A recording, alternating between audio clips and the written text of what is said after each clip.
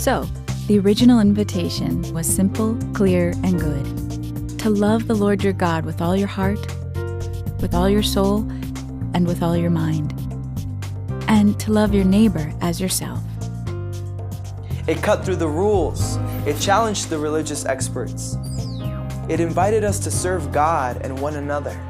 Simple, clear, and good in a complicated world. That's when the early church found itself acting with courage to serve the common good. When Christians in community became agents of justice, mercy, compassion, and change. The faith of the church was its source. Faith offered the path to a simple way. Love God, love neighbor, and good things grew from it. The church was a game changer in education, in healthcare, in fighting poverty and human rights, and showing up in the midst of disaster.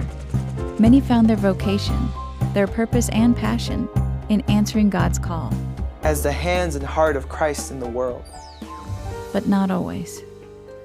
Sometimes the church didn't do the right thing. Sometimes the church let us down big time. The church is full of problems, right? Because the church is full of people. And even the church is perfectly capable of breaking our hearts. Maybe you've noticed. Sometimes it feels like even the church has lost its way.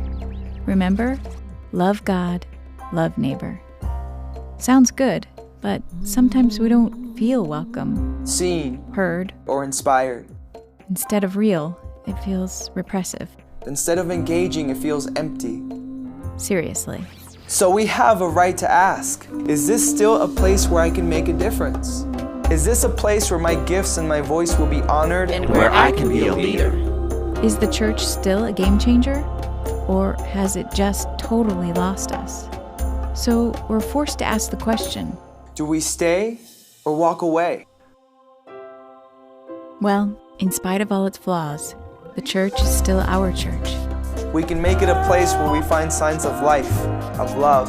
Where something good might still be waiting for us and generations to come. Where people, however broken and divided, find a way to come together.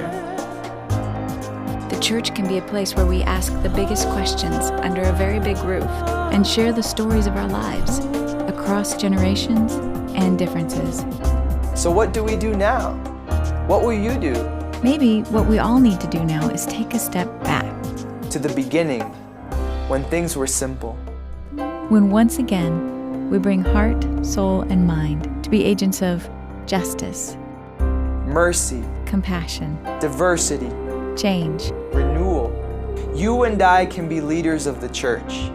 And together, we can create a church where no one's an outsider. A church that cares for others. A church that serves the common good. Where we're still the hands and heart of Christ. In the streets, the schools, the shelters. In the parks, the pulpit, the clinics. Standing with the abused, the neglected, the lost. Love God, love neighbor.